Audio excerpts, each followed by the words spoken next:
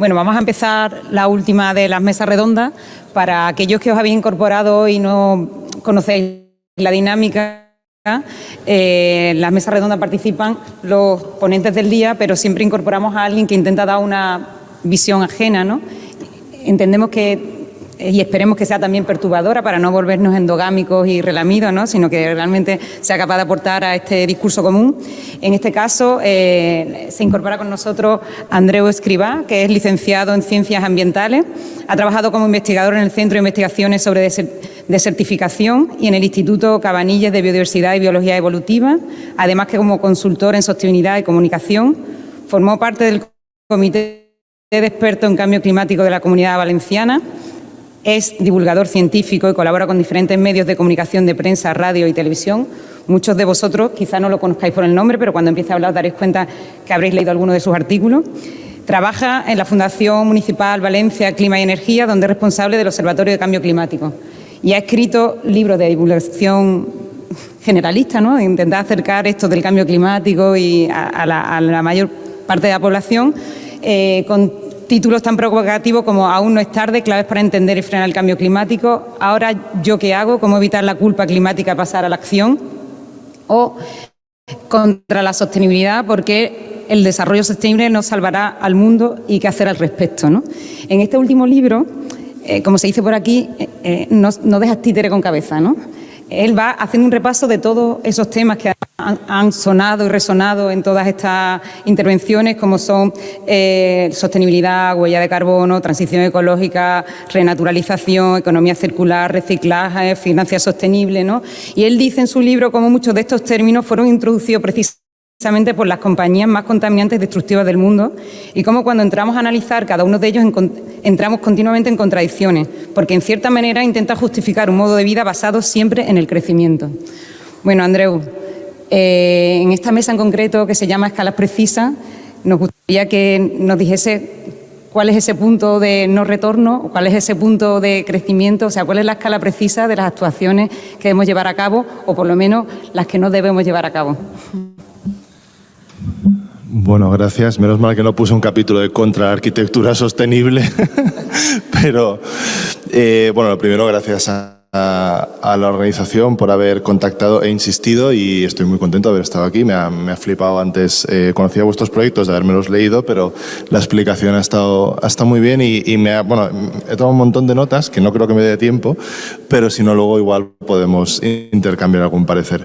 A ver, perturbador, yo más que perturbar quiero de alguna forma un poco coger por las solapas y digamos, decir, oye, pero ¿estamos seguros de que queremos ir por aquí? Porque yo creo que tenemos que asumir una base, ¿no? Y es que esto va a cambiar, ¿vale? Es decir, el edificio en el que viven mis padres se construyó y se diseñó en un clima, en un mundo que ya no existe, ¿vale? Tenemos ciudades diseñadas en un momento en el cual había un clima que ya no existe y no va a existir. El otro día puse un tuit que la gente, pues se ve que le hizo mucha gracia por la comparativa, y además estando en Sevilla, ahora que sigue haciendo calor en octubre, es muy, muy pertinente.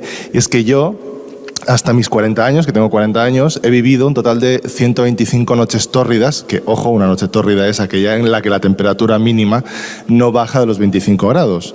Mis padres, a sus 40 años, habían vivido 5. Entonces, no puedes diseñar una ciudad igual para 100 noches tropicales al año, como estamos teniendo en Valencia. Ahora no estoy allí, pero esta noche ha sido la que hacía 100 de noches tropicales al año, que es de más de 20 grados de mínima. Entonces tenemos que adaptarnos a una realidad. Esto es particularmente, por ejemplo, serio en Barcelona, que como sabéis tiene una trama urbana en algunos puntos pues más estrecha, con menos ventilación, menos arbolado. Entonces yo ahí creo que en ese cambio, una vez lo asumamos, lo que tenemos que decidir es si queremos ir hacia utopías o distopías. Esto no es tan fácil, no es una decisión dicotómica, pero evidentemente ahí la arquitectura tiene mucho que decir. Es más, si veis series, películas o leéis sobre distopías futuras, veréis que lo primero que se remarca siempre es el aspecto estético, el aspecto físico. Cualquier distopía que se precie tiene alguna imaginería muy potente a nivel arquitectónico. De hecho, una de las últimas que os recomiendo, no hago spoiler, se llama Silo, no estoy haciendo publicidad, pero está en Apple TV y está por ahí también en otros sitios. Y básicamente es un silo, una especie de silo donde viven 10.000 personas. Y únicamente con la arquitectura del sitio donde viven 10.000 personas ya te has situado en un futuro distópico, te has situado en una estratificación social, te has situado en una serie de cuestiones, ¿no? Entonces yo creo que ahí es fundamental que entendamos que estamos en un mundo dinámico y que este cambio del que os hablaba no es un cambio determinista. Es decir, el mundo no se acaba en 2038, ¿vale? Ni se acaba en 2030, aunque tengamos un poco, digamos, estamos entre la espada y la pared climática, y oiréis hablar mucho de 2030, no solo por la Agenda 2030, sino también porque tenemos solo 6 años, tenemos 7 años, no es que tengamos más o menos. Esto, al final, el cambio climático no es una cuestión como un partido de fútbol que ganas o pierdes, y el Valencia perdió el otro día ante el Sevilla, por cierto, sino que es una cuestión... Contra el Betis, perdón. Es que no soy muy futbolero, sé que había perdido, me dijeron, ha perdido contra... Mira, ya la he liado. Menos mal que no era nada de arquitectura. Entonces, nada, al final es una cuestión de que no es un partido de fútbol aparte de todo, es decir, no ganas o pierdes. Tenemos un tiempo en el cual lo que estamos haciendo es jugar en nuestra contra. Es decir, lo que estamos ganando no son futuros cerrados, sino, digamos, más probabilidades de tener un mundo 1,5 grados más cálido, 2 grados más cálido, y todo esto se traduce en un cambio físico que ya estamos experimentando, pero experimentaremos mucho más. Y en ese cambio yo creo que tenemos que entender que no nos podemos dirigir a las soluciones de antes, pero revestidas de verde, ¿no? Aquello que se conoce como greenwashing, ecopostureo, ecoblanqueo, que al final es un poco lo que denuncio en el libro, ¿no? Y creo que aquí hay una cuestión fundamental, y yo creo que hoy se ha visto muy bien, entonces no puedo ser muy perturbador porque me ha gustado lo que he visto, la verdad, pero sí que es una reflexión genérica. Muchas veces la sostenibilidad la estamos entendiendo como una especie de, digamos, de avalancha de datos sobre eficiencia. De hecho, si mucha gente piensa en arquitectura sostenible, va a pensar en eficiencia energética, lo cual tiene sentido, porque de las emisiones relacionadas con el uso de energía de la Unión Europea, 1/3 proviene de los edificios, con lo cual es necesario, digamos, disminuir este volumen de emisiones. Pero vamos a pensar todos en cómo hacer más eficiente lo que ya tenemos, cómo seguir viviendo en las ciudades en las que ya vivimos, pero de alguna otra forma. No, hay que cambiar el modelo, hay que cambiar el modo en que pensamos. Y yo creo que en esa parte es fundamental, y un poco yo creo que se ha reflejado en todos los trabajos, entender cuál es la relación de los seres humanos con la naturaleza, desde el último proyecto, ¿no? Que al final es un paisaje transformado por el ser humano, pero también con elementos clave de naturalización, como después muchos otros, como por ejemplo el de la acequia de Barcelona, que me ha gustado mucho conocerlo, porque en Valencia tenemos problemáticas distintas, o sitios tan lejanos como Taiwán, o después un astillero, ¿no? Que estuve por el norte hace un par de años, vi alguno también medio derruido. Hace poco también estuve en Pasaya, donde han recuperado un astillero y están construyendo un barco ballenero. Entonces fue una cosa muy rara, ¿no? Como transportarte de repente a otro momento. Y creo que ahí tenemos que entender que nuestra relación con la naturaleza, nuestra relación también con el futuro es lo que tiene que cambiar, no simplemente esa cuantificación en base a unos estándares que son muy necesarios, ¿no? Y hay una frase que ponéis en el texto curatorial que me ha gustado mucho en general, pero hay una frase en particular que dice: el proyecto de arquitectura atañe a nuestra competencia para transformar la realidad a través del tiempo. Y yo creo que esa es la clave. Al final tenemos que pensar en que estamos, ya no es una cuestión de legado en plan egocéntrico, sino que estamos dejando, digamos, una impronta en la realidad, y que esa realidad no es que transformemos la realidad del año 2023, es que eso se queda con nosotros mucho tiempo. Pero no solo el edificio, no solo un plan de reforma urbanística, se queda con nosotros los usos, esas condicionantes. Al final, cuando hablamos de cambio climático, mucha gente me pregunta: oye, ¿cuál es la herramienta, ¿no? que más disminuye las emisiones? Pues pensamos en placas solares o pensamos en coches eléctricos. El Plan General de Ordenación Urbana, eso es lo que más disminuye las emisiones. Tú diseña bien una ciudad, diseña bien un pueblo, diseña bien también las relaciones metropolitanas, y tendrás una reducción de emisiones brutal. Evidentemente, lo que pasa, y vosotros lo sabéis mejor que yo, llegamos a un momento en el cual tenemos ya unas estructuras sobre el territorio que nos condicionan lo que podemos y no podemos hacer sobre ellas. Y muchas veces incluso lo que desde la perspectiva técnica tiene sentido, no tiene sentido desde la perspectiva social, desde la perspectiva económica, desde la perspectiva vecinal, ¿no? Pero yo creo que ahí la clave está en pensar que podemos aspirar a pequeñas utopías. No podemos aspirar, creo yo, en este momento a una utopía cuasi mágica en la cual todos de pronto vivamos en una especie del jardín de las delicias, ¿no? Todo fantástico, todo tal. No. Hay que ser realistas, pero sí que podemos aspirar a esas pequeñas utopías, y en particular me ha gustado muchísimo el vídeo de Barcelona, cuando hay una persona mayor mirando. Yo hice mi tesis, aunque ahora hablo de cambio climático, yo hice mi tesis en ese tipo de ambientes, en charcos, en embalses, en riachuelos medio podridos, ¿no? Y una cosa que te sorprende muchísimo es la capacidad de regeneración que tiene la naturaleza, y sobre todo en las zonas húmedas. Y después la fascinación. Yo creo que hay una desconexión brutal entre las personas y la naturaleza, y no lo digo desde un plano místico ni nada, sino una desconexión real que nos lleva a muchas personas como yo, que somos urbanitas, a un desconocimiento de la realidad física natural, desde especies de pájaros o árboles, hasta entender los ritmos, también los ritmos de la agricultura, no solo de las especies naturales.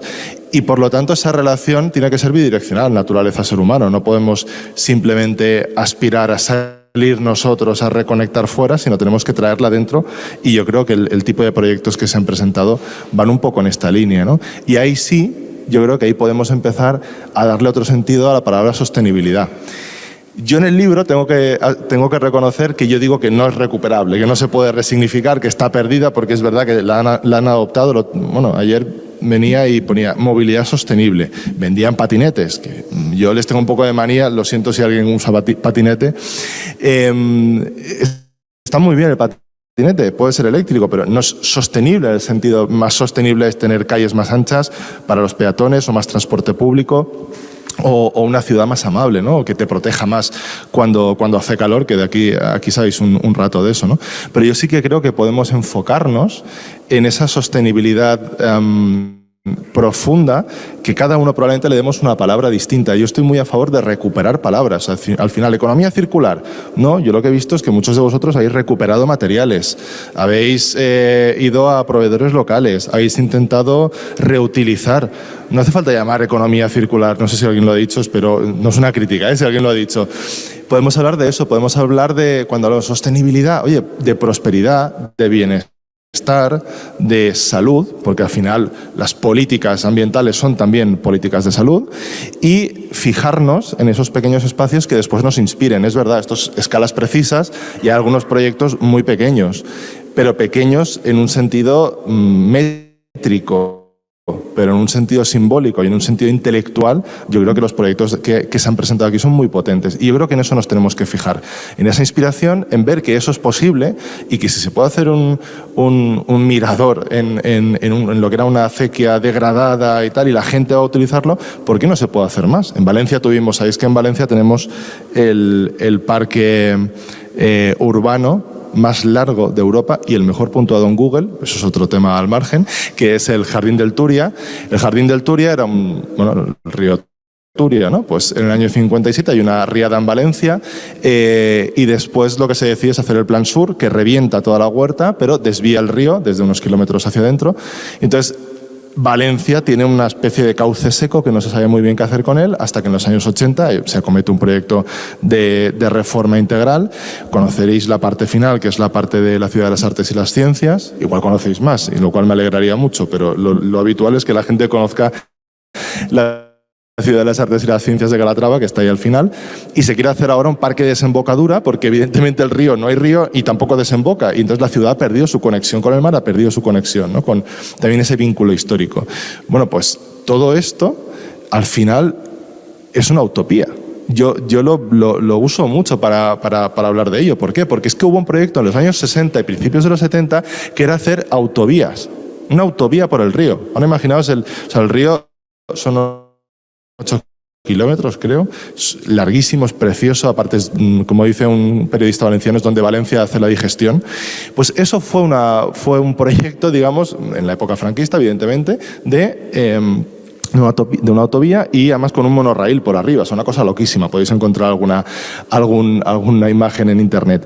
Eso era una distopía y conseguimos una utopía, que es un jardín enorme, encima es un espacio no mercantilizado, es un espacio en el cual la gente va a ensayar bailes, va a hacer deporte, va a jugar, va a darse el lote, va a celebrar cumpleaños. Entonces, yo creo que hay que apostar por estos espacios, por estas inspiraciones, que no siempre se van a poder reproducir y que a veces nos vamos a frustrar mucho, y olvidarnos de grandes marcos sostenibilistas y de adaptación quizás a unos marcos que yo creo que hay que coger las buenas ideas globales, pero reducirlas a cosas que tengan sentido y siempre viendo los usos que tiene la gente, ¿no? Yo diría esto, no me gustaría extenderme mucho más porque quiero que después hablemos. Supongo que es la idea. Estoy viendo si me he dejado algo, que creo que no. Solo quería acabar con una cosa, y es que si yo a veces... Bueno, me he dejado cosas, pero no pasa nada. Si yo a veces... a mí a veces, no es que me agobie, pero me conmueve profundamente el estar hablándole a gente, porque yo doy charlas también a veces en colegios, a veces a asociaciones culturales.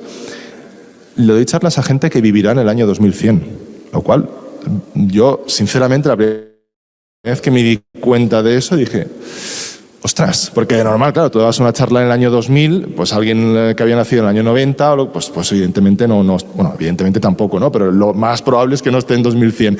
Pero yo ahora me doy cuenta que cuando he ido a clases de alumnos que han nacido ya después del año 2000, esa gente va a vivir el 2100 y parece que a veces los que nos dediquemos a esto del cambio climático, el mundo se acaba en 2100. Si os fijáis, todas las predicciones se acaban en 2100. En realidad no, y por ejemplo, una que el Panel Internacional de Expertos en Cambio Climático por fin ha empezado a transmitir de una forma a más largo plazo es la del aumento del nivel del mar. Que ya tenemos proyecciones serias a más de 200, 300 años. Y eso va a configurar nuestra realidad. Al final, mi ciudad, Valencia, tiene 2000 años. Yo creo que tendríamos que ser capaces de pensar no a 50 o 100 años más, sino a 200, 300 años vista, ¿no? Entonces, si yo me agobio, no os quiero agobiar, pero si yo me agobio a veces pensando que le estoy hablando a gente que vivirá en 2100 y que verá si las predicciones han cumplido o no, o es mucho peor, o por fin hemos conseguido actuar, vosotros estáis diseñando cosas que esperemos que duren más allá de 2100 y por lo tanto yo creo que también tenéis esa responsabilidad de transmitir, o sea, de ir más allá de las herramientas que tenéis ahora, de ir más allá de las necesidades presentes y de situaros en esa temporalidad futura en la cual tendremos por necesidad que haber establecido otro tipo de relación con nuestro entorno y también con nosotros mismos. Y ya me callo. Bueno, voy a haceros una pregunta a todos los demás a propósito de Andreu y de su libro. Él comienza el libro de una manera que yo creo que está bien, ¿no? Dice que el término de sostenibilidad es un término que está sobado, ¿no? Ya como demasiado usado, y además dice que es un término como muy benevolente porque es muy maleable y sirve para todo. Y claro, al final casi es un término mercantilista. Entonces él dice que cuando se plantea escribir el libro no sabía cómo afrontar este tema de la sostenibilidad, y una de las preguntas que se hace, pero esto es la sostenibilidad, hasta que hablando con tu novia, ¿no? Le dijo, ya vamos a ver, vamos a enfocarlo de otra manera, ¿no? No vamos a hablar de sostenibilidad, de insostenibilidad. O sea, ¿qué exactamente es la insostenibilidad? Y ahí es donde realmente ya no hay medias tintas, ¿no? Entonces yo os quería lanzar una pregunta que también tiene que ver con esto que cuenta Andreu en su libro, que es la culpa climática, ¿no? De que los arquitectos muchas veces nos sentimos como en esa culpa climática, que parece que tenemos que ser los responsables ahora de salvar el planeta, pero tenemos nuestras propias contradicciones propias de nuestra... porque yo veo vuestros proyectos fantásticos, pero ahora, por ejemplo, hay tabúes en la utilización de ciertos materiales, ¿no? Tú dices, hombre, es que si utilizas el acero, si utilizas el hormigón, parece que estás cometiendo un delito, que te estás cargando el planeta si no estás poniendo madera, ¿no? Entonces, esa culpa climática que le tenemos como usuarios, como ciudadanos, la tenemos también como arquitectos. Entonces, para liberarnos de esa culpa, podríamos pensar que no vamos a resolver todo, ¿no? Pero sí que, ¿cuáles son esas líneas rojas que para nosotros es insostenible en nuestra práctica profesional? Bueno, me ha gustado mucho tu intervención y la pregunta también. A ver, yo creo que cuando enfocamos un proyecto pensamos desde la lógica constructiva, desde la eficiencia, pero siempre hay un momento en el que tú dices que acabas pecando, ¿no? Y lo que hay que intentar es pecar lo menos posible, ¿no? Un poquito, ¿no? Si tienes que utilizar hormigón, porque a veces es necesario, porque las cargas lo requieren o porque la estabilidad lo requiere, pues hay que ver en qué manera y cómo minimizar ese impacto de esos materiales que tienen un consumo de CO2 más elevado, ¿no? Yo creo que al final es un tema de lógica y de coherencia. Y si quieres me voy un poco más allá del discurso. El otro día leía un libro que os lo recomiendo a los estudiantes, de Bruno Latour, que se titula Habitar la Tierra. En ese libro, Bruno Latour daba como una clave que para mí, no sé si le llamaría sostenibilidad, pero daba como una clave que es que al final entender el planeta en el que estamos es entender cómo nosotros vivimos o habitamos la Tierra. Y esa idea de vivir y de saber vivir y de convivir, creo que es lo que nos hace saber entender el planeta donde estamos y, por lo tanto, tratarlo con una cierta lógica y no con algo insostenible, ¿no? Generando prácticas insostenibles, ¿no? Y ese saber vivir yo creo que tiene que ver con al final, una relación de generar confort, generar bienestar y poder construir un mundo, un planeta en el que podamos, de alguna manera, crecer en armonía. Sí que es verdad que las estadísticas todas van al 2100, ¿no? Nos dicen que en el 2100 seremos 9 billones de habitantes o seremos 11, que el límite del planeta son 11 y, por lo tanto, cómo regulamos la capacidad de crecimiento. Y creo que sí que al final es un tema importante, ¿no? Cuantos más habitantes seamos, más consumo va a haber en el planeta, y regular el crecimiento es importante. Las estadísticas dicen que seguramente sea África el que despunte, y dan dos opciones que me parecen muy interesantes para poder regular el crecimiento poblacional. Uno es la inserción de la mujer al mercado laboral, y el otro, generar un estado del bienestar para todas las personas. Esto reduce o ajusta de alguna manera el crecimiento en el planeta. Y me parecía un dato que se aleja poco de la arquitectura, pero que tiene que ver con la construcción de las ciudades, ¿no? Cómo tienen que ser estas ciudades que tienen que cuidar a las personas, ciudades que tienen que generar políticas de integración tanto de género como de minusvalías, o etcétera, ¿no? Ciudades que puedan ser integradoras, ciudades que crezcan desde la cultura de la densidad y puedan de alguna manera controlar o generar lugares de confort y de cuidado para las personas. Creo que este sería como... Me he ido un poco de la pregunta, pero es que me parecía interesante también su punto de vista y quería como intentar ligarlo todo.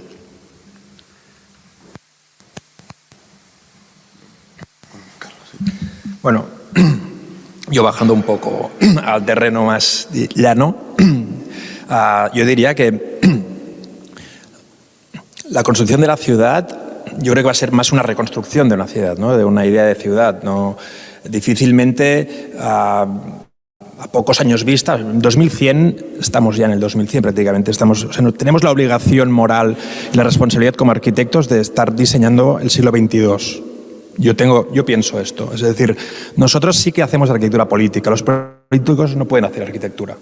Entonces, en este sentido, yo creo que las intervenciones que planteamos nosotros tienen que tener una carga visionaria a largo plazo, medio y largo plazo.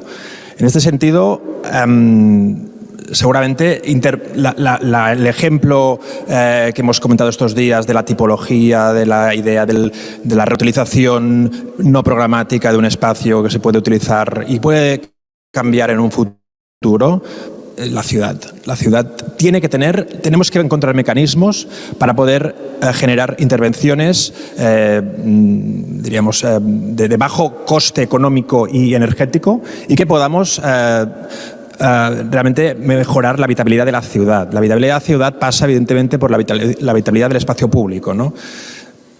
Voy al ejemplo que comentabas del barrio de Vallbona. Vallbona es uno de los barrios con mayor índice de vulnerabilidad de Barcelona, ¿no? Con mayor... con una crisis o con una deficiencia energética en las viviendas tremenda. Un barrio que no ha tenido una inversión... diríamos, porque hay muy poca gente, es de los barrios menos densos de Barcelona. Esto es una decisión política, invertir poco cuando hay poca gente, ¿no?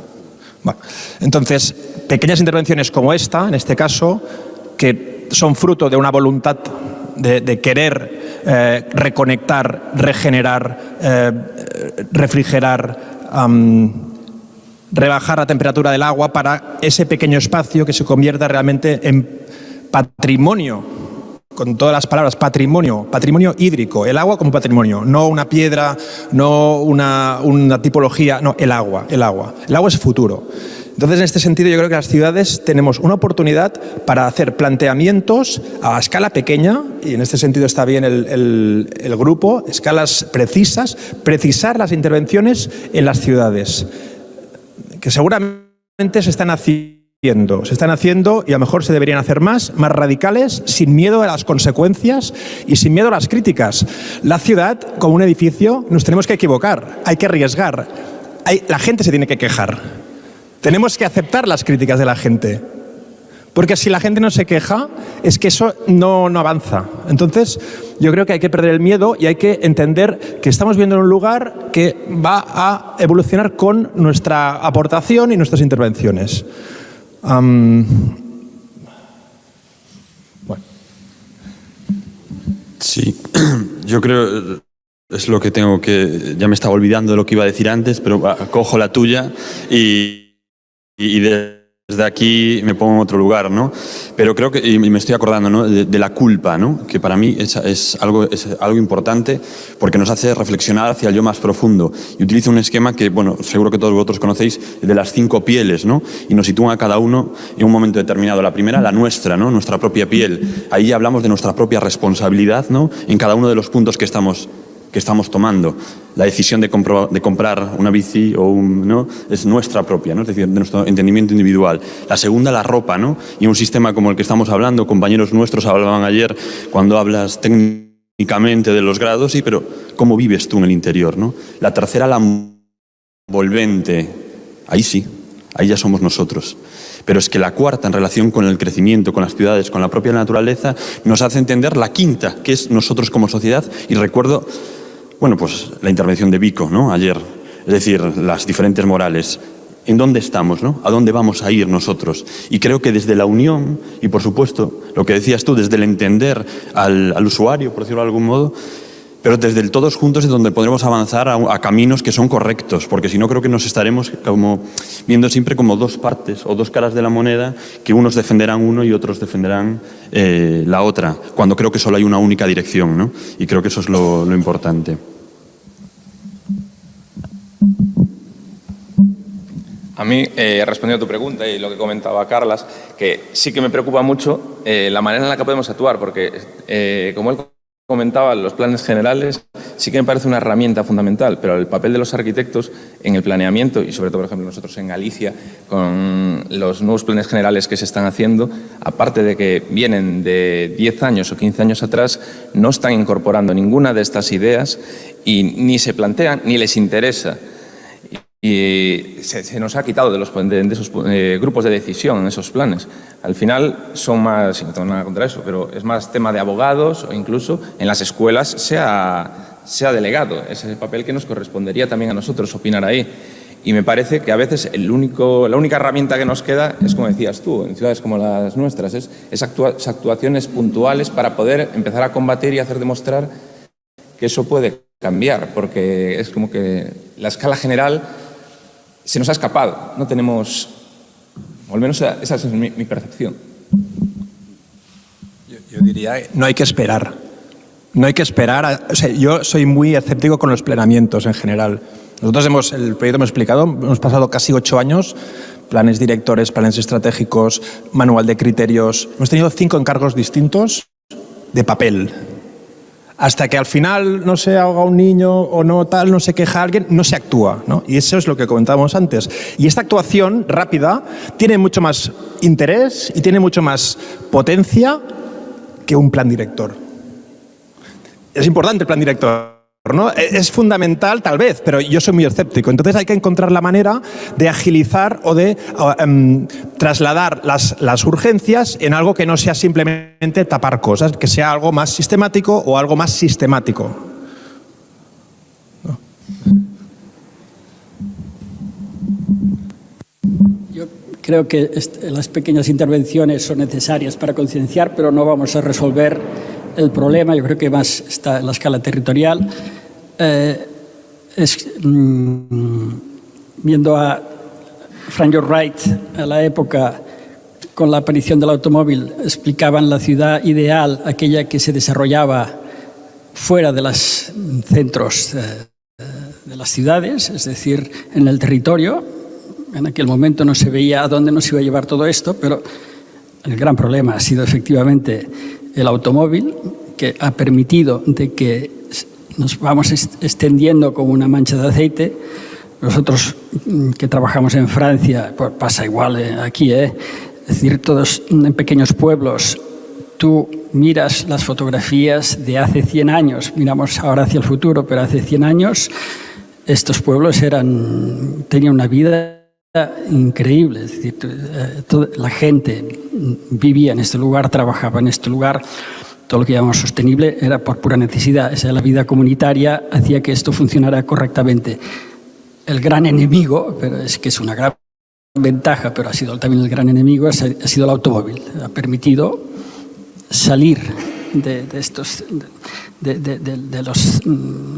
la ciudad tal como lo entendíamos entonces, y esto es lo realmente insostenible. Luego podemos hablar de los materiales, de toda la cuestión del clima, etcétera, pero el gran problema es a nivel territorial. Bueno, habéis dicho muchas cosas. Me he ido apuntando. Es verdad que cuando digo lo del plan general, evidentemente vosotros sabéis lo que es y lo que cuesta, y aparte lo que estáis comentando, ¿no? De que tampoco estáis, nosotros tampoco, los ambientólogos, aparte de que hay que luchar para que la gente no te llame ambientalista o ambientador o estas cosas, ¿no? El colegio de ambientólogos. Bueno, de hecho aquí en Granada es de las primeras universidades que lo tuvieron y tienen desde hace bastante, y sí que has hecho más camino, pero por ejemplo en Valencia yo soy la primera promoción, con lo cual llegabas a cualquier sitio y tenías que explicar para qué valías, ¿no? Y nosotros damos ordenación del territorio, damos derechos, o sea, no somos biólogos, somos una cosa intermedia que yo personalmente estoy muy contento de ser. Lo que pasa es que te frustras más, porque en cuanto abarcas más espacio tienes para frustrarte. Y ahí es verdad que, para empezar, dos cosas. Una, estamos hablando de distintas escalas, ¿no? Yo creo que esto es comparable. En la cuestión climática hay un tema, y es la acción individual, la acción colectiva, ¿no? Mucha gente, ¿no? Pues sumando pequeños esfuerzos, y otra gente, de nada vale porque solo con esfuerzos sistémicos, etcétera.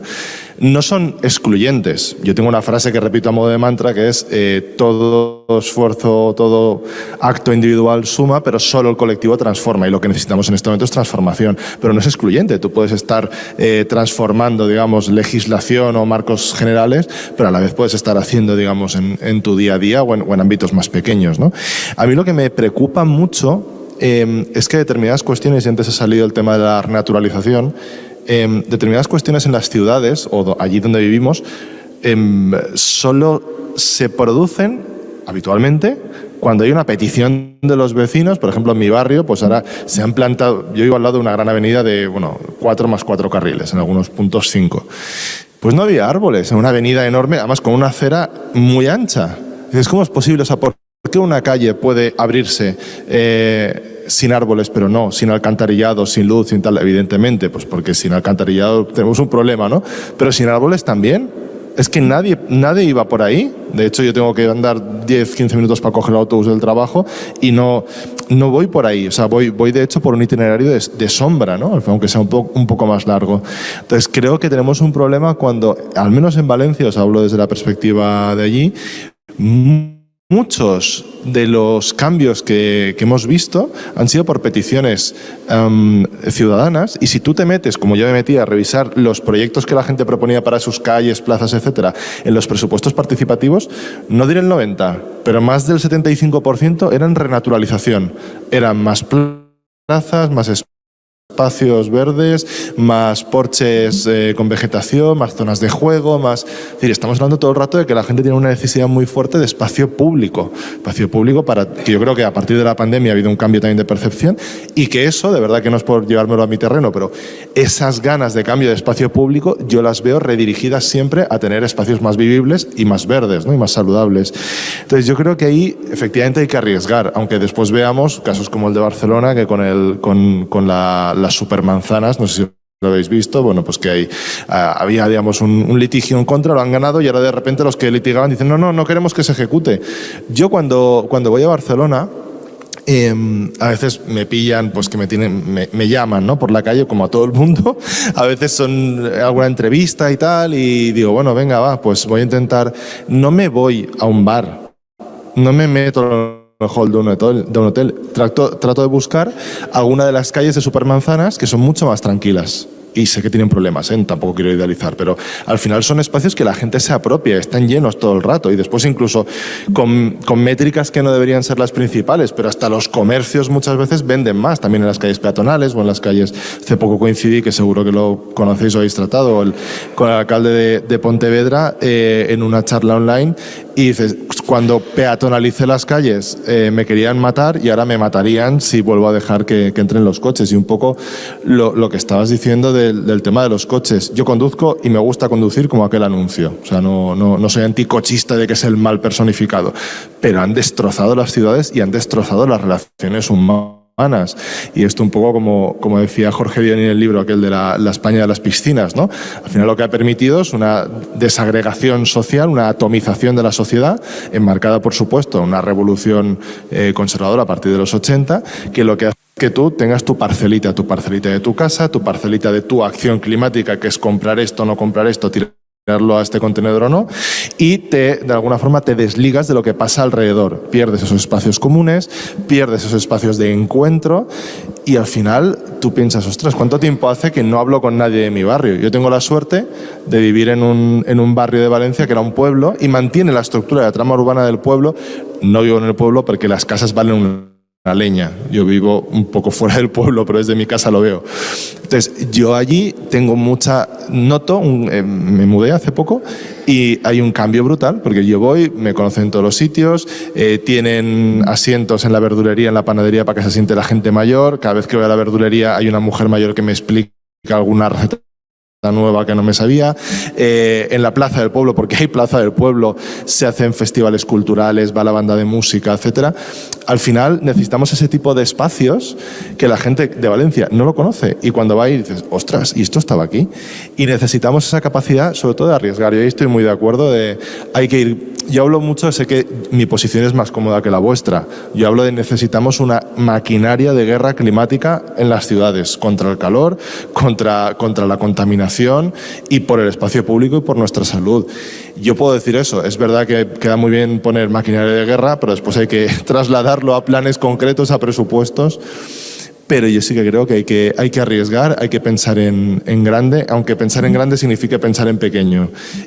Y sobre todo tenemos que ser capaces de entender un poco lo que decías, ¿no? Que estáis diseñando para el siglo XXII y sobre todo para condicionar también la gente que va a pisar, va a vivir en esos espacios, va a visitarlos, va a conocerlos, que eso le queda mucho recorrido y tenemos que ser capaces de cambiar esa mentalidad. Bueno, desde el punto de vista de estrategia proyectual, yo intentaba analizar qué es lo que os une como proyecto, ¿no? Y me venía a la cabeza continuamente esta película de La von Trier, ¿no? De la de Dogville, que no sé si os acordáis, ¿no? Todo negro, prácticamente casi una obra de teatro en el que se dibuja una ciudad simplemente con unos encintados blancos y en vez de un decorado real, lo que aparecen ciertos elementos, ¿no? Como la torre de una iglesia, el pupitre de una escuela, un mostrador donde se vende. Entonces, a partir de esos arquetipos, ese tipo de mobiliario, él lo que intenta es como eliminar el espacio urbano, ¿no? Para darle importancia a la acción, a lo que allí pasa, ¿no? Podría ser cualquier ciudad en cualquier sitio. Claro, intenta eliminar la arquitectura a partir de esos elementos, porque le da protagonismo a la acción, a la historia. Yo veo en vuestras obras un poco eso, ¿no? Pero lo que intenta darle protagonismo es lo que pasa en el hecho urbano. Yo pienso en los astilleros como una serie de elementos aislados que si los puedes analizar como elementos aislados, pero si no tuviera nada más, uno empieza a reconstruir lo que pasa allí, su situación topográfica, su tejido productivo, ¿no? A partir de esas piezas. Si vemos la obra de Carles Enric, igual, o sea, él intenta a través de dos piezas, ¿no? Muy pequeñas, que la aspiración sea que sean más, uno puede ir ganando qué pasaba entre ellas, ¿no? Coser esa historia, incluso participar de ella. Incluso en vuestro proyecto, claro, un proyecto más cerrado porque es una vivienda particular, ¿no? Pero que es casi extrapolable. O sea, ahí sí que veo totalmente la imagen de Dogville. Vosotros podríais poner solamente esas piezas de hormigón que funcionen como corazones calientes de la casa y todos los elementos ventanas y eliminar la arquitectura, y uno rápidamente reconstruiría una casa de tipología agrícola en cualquier lugar del territorio, ¿no? O en tu caso, con una única sección, o sea, una vez que has cogido como de qué va esto, te imaginas que puedes intervenir en todo el territorio a partir de una regla de juego que tú has creado. Pero claro, me preocupa no tanto los proyectos que son más cerrados, sino aquellos proyectos como el de Astillero o el tuyo, Carlas, en que es un sistema que tiene sentido si aparecen muchos elementos. Yo pienso en esa película de Triers en el que si solo apareciese la torre de la iglesia, uno entendería qué está pasando, ¿no? Entonces, claro, nosotros como arquitectos podemos tener muy buenas intenciones, pero ¿cuántos elementos de esta historia son necesarios hacer para que al final alguien se identifique y sea capaz de establecer una historia entre esos elementos que vosotros pasáis? Porque si no, creo que puede que corramos el riesgo de quedarnos en la anécdota o incluso en el icono. Antes, la arquitectura icónica antes eran los grandes edificios, no sé qué, pero a lo mejor la arquitectura icónica, si no vamos más allá, son ahora estas pequeñas piezas. Bueno, no sé si compartís esta idea, ¿sí? ¿Qué pensáis de esto? ¿Cómo creéis que pueden evolucionar vuestros proyectos para que esto no acabe pasando?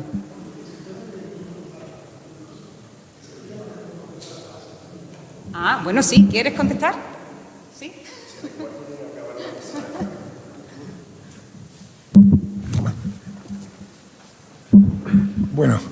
Bueno, muchas gracias por todas vuestras intervenciones, que me han parecido muy interesantes, ¿no? Y yo creo que abriéramos al público con algunas observaciones daría más agilidad a este tema, ¿no? Porque si no, ya conocemos vuestras posiciones y se van un poco como también a repetir, de alguna forma. Vaya a profundizar, pero vaya a repetir. Yo quería hablar de una cosa, ¿no? El tema un poco es que parece que el nuevo paradigma de la arquitectura contemporánea ahora es lo bioclimático, o sea, el problema que tenemos, ¿no? De la conciencia del cambio climático hace que, igual que en otros momentos fue otro paradigma, ¿no? Por ejemplo, el no lugar, hace poco, ¿no? Digamos, la arquitectura de autor, ¿no? Bueno, pues ahora estamos en la arquitectura bioclimática. Pero yo pienso una cuestión. ¿No es bioclimático el Partenón? ¿O no es bioclimático, sobre todo, el Panteón? ¿No? El Panteón lleva 2000 no sé cuántos años de historia, ¿no? Y es un lugar, digamos, que cumple todos los temas de eficiencia energética. Está hecho de hormigón, ¿no? Con un hormigón poroso. El otro día había un programa en la televisión que explicaba cómo hicieron el Panteón, ¿no? Para poder soportar esa cúpula, ¿no? Tan maravillosa, donde además entra el sol, llueve, ¿no? Es climáticamente perfecto, ¿no? Dura no solamente los 2000 y pico, si estamos preocupados con el futuro, pues va a durar otros 2000 siglos, ¿no? Total, que yo creo que la arquitectura, la buena arquitectura, siempre ha tenido la condición de ser perfecta también para los bioclimáticos, ¿no? La cuestión un poco está en que la ciudad, ¿no? La ciudad, pensemos en cualquier ciudad, ¿no? Tiene una forma de ser, ¿no? Que a veces tiene cosas positivas o cosas negativas, ¿no?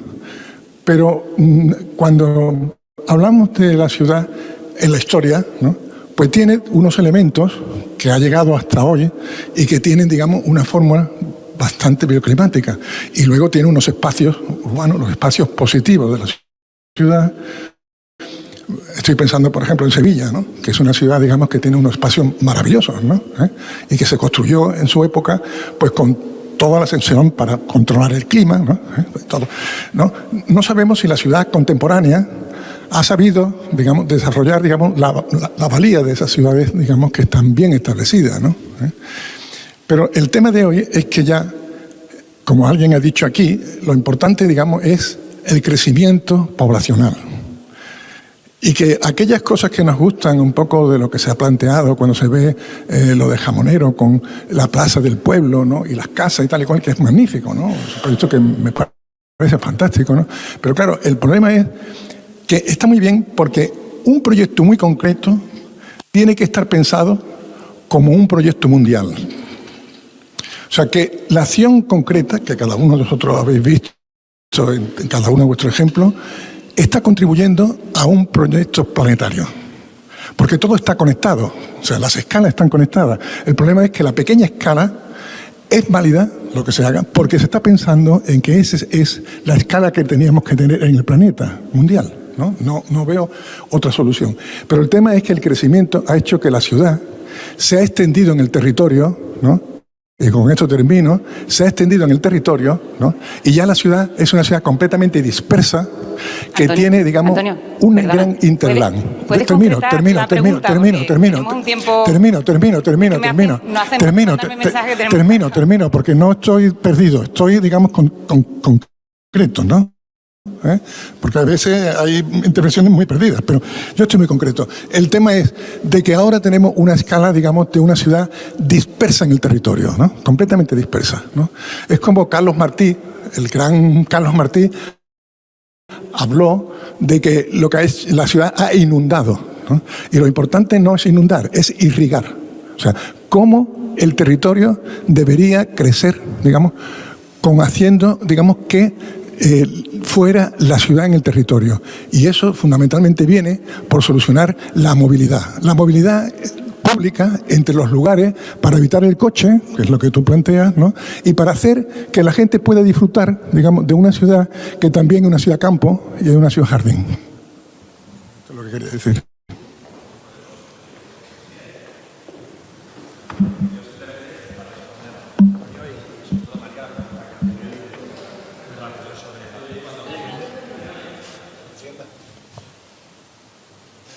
No digo, para responder a la pregunta que hacías, y gracias por el comentario, Antonio, y respondiendo muy rápido a María cuando hablaba de la idea de la serie, ¿no?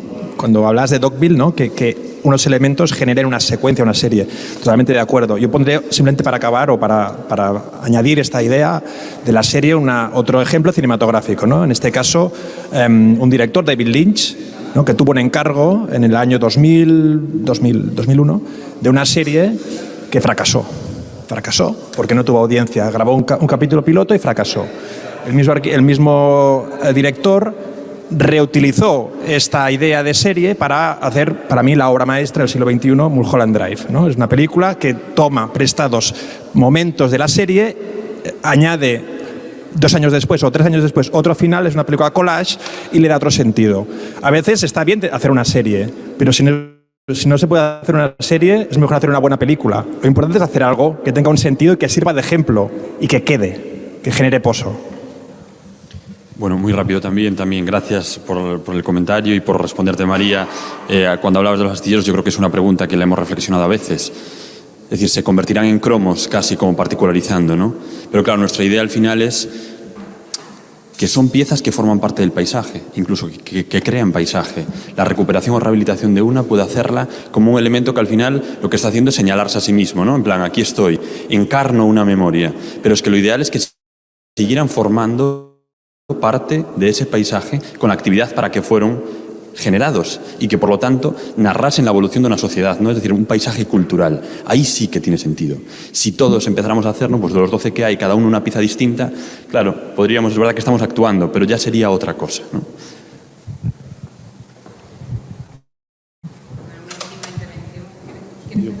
Bueno, no, cerréis vosotros. No, quería decir sobre tu pregunta, ¿no? Es si vale de algo o hacer pequeñas cosas o tienen que embarcarse en un sistema. Yo, desde mi experiencia y con lo que tiene que ver con la movilización de la acción climática, que es una cuestión distinta, ¿no? Pero sí que vale. O sea, yo necesito, aparte, yo como persona que me interesa, me gusta, pero no soy especialista, yo necesito ver un astillero restaurado para saber que eso se puede restaurar y que su única función no es desaparecer y ya está. Aparte de que luego yo inmediatamente pienso en que es un sitio para observar la subida del nivel del mar, que además que va a dialogar, desgraciadamente, con ese cambio de circunstancias. O yo, por ejemplo, si fuera un vecino de un sitio con una charca degradada, nunca me daría cuenta de que eso puede albergar vida como la que puedo observar parándome un rato, ¿no? Al lado de donde yo trabajo, que son unas naves industriales rehabilitadas, están construyendo ahora unos apartamentos que van a ser todo alquiler turístico, pero en el sitio de construcción lo dejaron lo suficientemente abandonado durante unos años para que empezasen a venir fochas, empezasen a venir patos, había libélulas, había mariposas, había ranas. Eso al lado de mi trabajo. Entonces yo llegaba a mi trabajo y oía. Y de hecho soy tan friki que fui a tomar una muestra de agua a ver los bichos que había. Había bichos súper interesantes. Si esto no lo ves, evidentemente ahora ya está seco, está todo medio construyéndose. Si esto no lo ves, si no lo explicas, si no lo pones, si no facilitas, no te das cuenta de que eso es posible. Quizás nosotros en alguna parcela sí, pero necesitamos mostrar que ese tipo de rehabilitación, ese tipo de cambios de uso o incluso de mantener un uso tradicional son posibles porque muchas veces de verdad que no lo pensamos, igual que nunca nos pensamos que nuestra calle pueda ser peatonal o podamos restringir un poco de coche y ahí podamos poner un columpio para niños. Entonces yo creo que hace falta visualizarlo, pero una vez visualizado lo que hay que hacer es enmarcarlo en un sistema y en una transformación que nos permita seguir avanzando, creo yo. Pero la respuesta es sí, yo creo que servir sirve. Bueno, muchas gracias a todos. Me encantaría seguir debatiendo. Hoy tenemos premura por acabar, porque no depende solo de nosotros. Y claro, no me gustaría acabar así, porque no solo acabamos la mesa, sino acabamos esta jornada. Y quiero que se suba Ángel y Juanjo y damos por concluida esta bienal.